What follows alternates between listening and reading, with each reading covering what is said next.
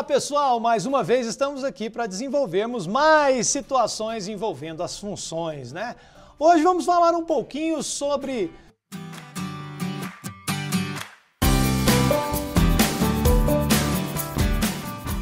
dois procedimentos que envolvem função, não são tipos de funções aqui, até mesmo porque a gente pode aplicar esses procedimentos a qualquer tipo de função. Quer dizer, qualquer tipo não, existem algumas ressalvas para a aplicação das mesmas, mas ela pode ser uma função afim, uma função quadrática, logarítmica, enfim. Qualquer função que satisfaça o fato de ser bijetora pode ter uma composição de função inversa ou de função composta, que serão as duas situações trabalhadas aqui com vocês agora. Primeiramente vamos ver a função inversa, o próprio nome já diz, pessoal. Função inversa nós vamos precisar inverter alguém. E no caso de função, o alguém que a gente tem na função é domínio, contradomínio e imagem. As relações diretas existem entre domínio e imagem. Então, vamos deixar o contradomínio dar uma descansada a partir de agora e vamos verificar como que a gente pode estabelecer essa inversibilidade de um domínio para que ele passe a ser imagem ou de uma imagem para que ela possa ser domínio, né? De forma prática, a utilização da função inversa vai nos possibilitar descobrir, por exemplo, a imagem de uma função olhando apenas para a lei de formação dela. Por quê? Nas aulas anteriores nós vimos os procedimentos de determinarmos o domínio de uma função. A gente viu que a gente não tem que olhar para a função como um todo, a gente tem que olhar para os problemas da função. Se o x aparece num denominador, se o x aparece dentro de um radical, se aparecer no denominador ou no radical, a gente tem restrições no nosso domínio. Se porventura a gente quiser achar a imagem dessa função, a gente vai precisar estabelecer a função inversa da função original, porque aí ao invés de estarmos calculando o domínio, estaremos calculando a imagem da mesma. Bom, pessoal, procedimento para a função inversa ele é bem tranquilo. Eu tenho aqui uma função f de a para b. Significa que eu tenho um domínio real levando num contradomínio. Um domínio A levando num contradomínio B, perdão. Esse domínio A que está levando elementos no contradomínio B, é perceptível aqui, ó, que cada elemento de A está partindo apenas uma flechinha. E todos os elementos do conjunto B estão recebendo flechinha. Espera aí, se de cada elemento de A está partindo uma flechinha, eu posso dizer que ela é uma função injetora. Se todos os elementos de B estão recebendo flechinha, eu posso dizer que ela é uma função sobrejetora. Ora, se ela é injetora e é sobrejetora, automaticamente ela é bijetora. Sendo assim, a gente já tem a condição para a função possuir função inversa. Só existe função inversa de funções que são bijetoras. E eu explico para você por quê, meus queridos. A função inversa, ela vai transformar um domínio em uma imagem. Quando eu fizer uma inversão em uma coisa que não é sobrejetora, pode ser que um domínio tivesse duas imagens. E isso é permitido para a função. Na inversa, aí duas imagens, que vão ser domínio, vão ser relativas com um domínio que vai transformar-se em imagem. Isso daí não configura uma função, tá? Então, daí a necessidade da função inversa ser uma função bijetora. A coisa é bem simples, pessoal. A setinha, ela está partindo de A e indo para B, tá? Na função inversa, nós vamos fazer o contrário. A gente vai pegar a setinha no conjunto B e levar lá no conjunto A. Isso só vai ser possível dado a biunivocidade, quando a função for uma relação biunívoca entre as duas, certo? Por isso, então, o fato dela ser algo bijetor. Galera, a função f de a para b, se eu chamei essa função de f, a função inversa dela, que é representada com o expoente menos 1, f a menos 1 da função, vai ser pegar os elementos de domínio B e levar no contradomínio A. Isso daí na prática, a definição para o processo é esse. No entanto, quando a gente for fazer a danada mesmo, for colocar a mão na massa para descobrir a função inversa, a gente vai poder fazer alguns procedimentos. É tipo cantar para... atirei o pau no gato, de tão fácil que é, né? Lembra que eu atirei o pau no gato? Tinha lá, atirei o pau no gato. Eu não sou muito bom na cantoria não, mas dá pra gente dar uma enganada aqui, ó. Para você não esquecer então, vamos uma nova versão de atirar o pau no gato aqui, ó. Para poder achar a inversa, eu vou sempre fazer assim, sim, sim. Chamo o x de y e o y de x, isola o y pra gente ficar feliz. Sorrisinho para você. Fácil demais, gente. Olha só, vou pegar o exemplo. F de x igual a esse monstro. O que é o f de x na função? O f de x ele é o y, pessoal. Então, na verdade, essa função é y igual a x menos 1 sobre 2x mais 3.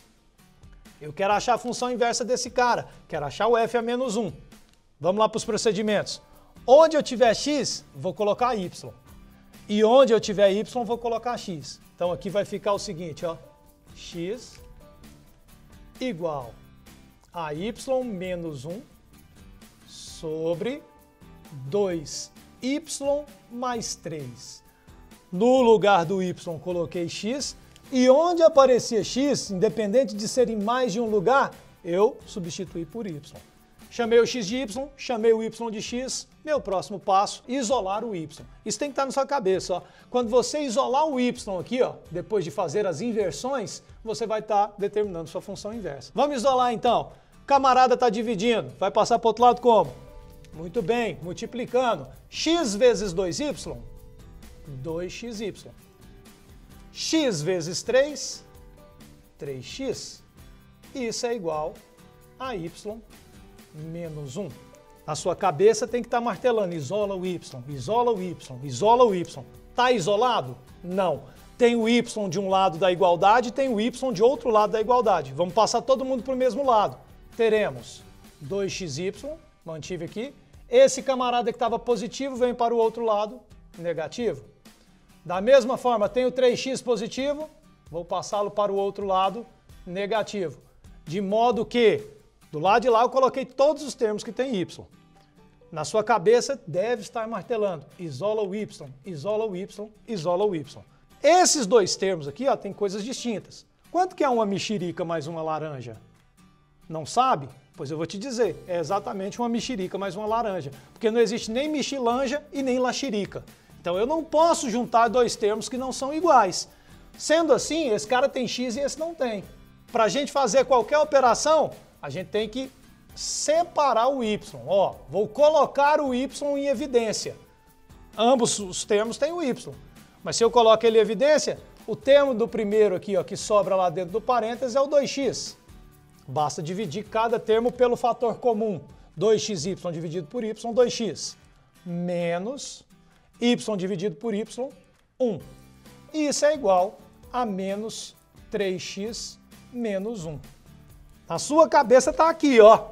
Isola o y, isola o y. Vamos isolar o camarada, porque agora este monstro aqui está multiplicando. Vou passá-lo para o outro lado, dividindo.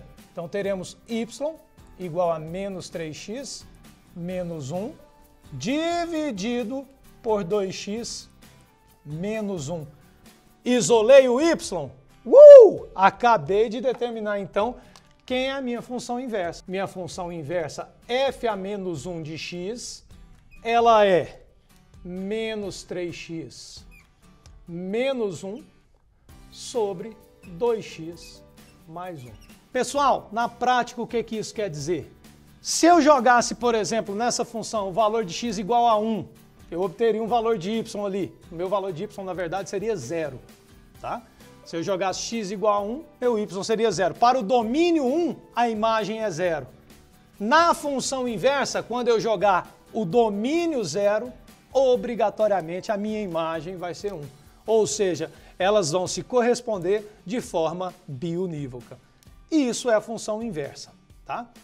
Já a função composta é uma função que faz você pular uma etapa, você vai se libertar de fazer uma continha, né? Só que para isso, para você se libertar de fazer uma continha, toda vez que ele te pedir um domínio da função, você vai ter que fazer uma continha simples antes. Acontece mais ou menos assim, suponhamos que a gente tem uma função f que leva os elementos de um domínio A para um contradomínio B. É uma função f de A para B. Aí então eu vou ter a setinha relacionando os elementos. Pega só a setinha verde, ó, pega o bizu da verde aqui, ó. O A se relaciona com o D, o B se relaciona com o E e o C se relaciona com o F. Então, na minha função, o domínio está aqui no A, e a imagem da função f é o conjunto B. Lindo, perfeito. Só que depois que você chegou nesses valores aqui, ó, da imagem do conjunto B, você fala, ó, eu vou pegar agora esses valores e eu vou atribuir uma outra função, uma função G, que vai levar os elementos de B, do domínio B, a formular uma imagem no conjunto C. Então eu vou relacionar o elemento D com o elemento G, elemento E com o elemento H e o elemento F com o elemento I. Para a gente conseguir chegar aqui no conjunto C, eu precisei fazer duas funções. Eu precisei descobrir primeiro a imagem da função f, depois eu peguei os elementos dessa imagem e substituí numa outra função para descobrir os valores do conjunto C. Ou seja, são duas etapas. A função composta, ela te possibilita você juntar essas duas funções em uma só para partir direto do conjunto A e chegar no conjunto C. É a seta azul, ó. A gente diz que f de g de x, ela é a função composta de f em relação a g. Ou seja, eu vou, em um só passo, sair da função do conjunto A e chegar no conjunto C com uma única lei de formação. Para isso, é lógico que eu vou precisar fazer o famoso poporri entre as duas funções que existem, tá? Vamos num exemplo aqui para ficar fácil. Ó, só por uma questão de notação, ó, pessoal. f de g de x é a função composta de f em relação a g. Isso também pode ser escrito assim, ó, f bola g de x. Essa bolinha, né, significa função composta. Muita gente fala fog. Vamos lá, se eu te der uma função f de x igual a 2x mais 1 e uma função g de x igual a 3x menos 2, quem que é a função composta de f em relação a g? O procedimento é muito simples. Numa função qualquer, quando você quer descobrir uma imagem específica, o que você faz? Atribui o valor de x, atribui um domínio que você queira para descobrir essa imagem. Se eu tiver uma função f de x qualquer e quiser achar o f de 1, no lugar do x eu vou substituir 1. Se eu tiver uma função qualquer e quiser achar o f de 7, no lugar do x eu vou substituir o 7. Se eu tiver uma função qualquer e quiser achar o f do Peter com a mão na nuca dançando hula-hula, no lugar do x, eu vou colocar o Peter com a mão na nuca dançando hula-hula.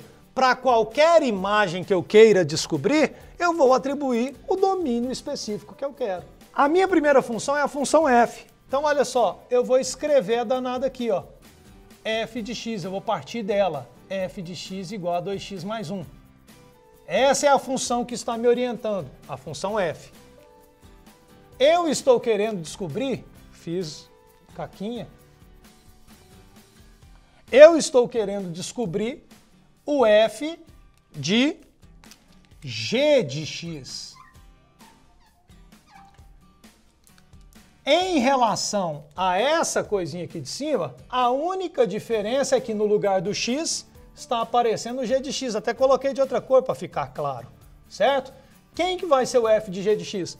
É a mesma função, 2. Só que no lugar do x eu estou colocando g de x mais 1.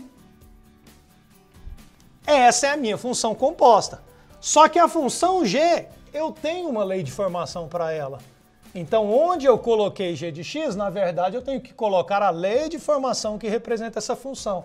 Sendo assim, para eu descobrir f de g de x, basta eu fazer 2 vezes 3x menos 2, substituindo o valor de g na função, mais 1. O resto é continha, meu coração. Olha só, ó. Vamos diretão aqui. 3 vezes 2x dá 6x. 2 vezes menos 2 dá menos 4. Mais 1 que eu tinha lá depois, menos 3. Então a função composta de f em relação a g, ela é dada pela lei de formação 6x menos 3. Vamos ver na prática o tanto que isso é legal? Se liga aqui, ó, se eu jogar o domínio 1. Quem é f de 1? 2 vezes 1, 2. Mais 1, 3. Para o domínio x igual a 1, eu achei a imagem 3. Se eu pegar essa imagem 3 e substituir na função g, vou calcular o g de 3. 3 vezes 3, 9. 9 menos 2, 7. Então, para eu partir do x igual a 1 e chegar lá no último conjunto com o y igual a 7, eu precisei jogar dois valores nas funções. Vamos atribuir o valor de x igual a 1 na função composta. 6 vezes 1, 6. 6 menos 3 dá o próprio 3, que foi exatamente o valor que nós jogamos na função g para chegar lá no 7. Certo? Então, desta forma, a gente acabou mostrando para você que a gente sucumbiu o elemento 3 para chegar lá na função g, para chegar lá na imagem final. Tá? É um procedimento que vai acelerar o seu processo, você não vai precisar calcular dois domínios diferentes em duas funções separadas. A gente faz tudo isso a partir de uma única função. Pegou aí a sequência? Função inversa, função composta. Certamente na sua prova de concurso, no seu vestibular, pode ter situações como essas aqui aparecendo para você. É só matar no peito e arrebentar. Valeu demais e até a próxima!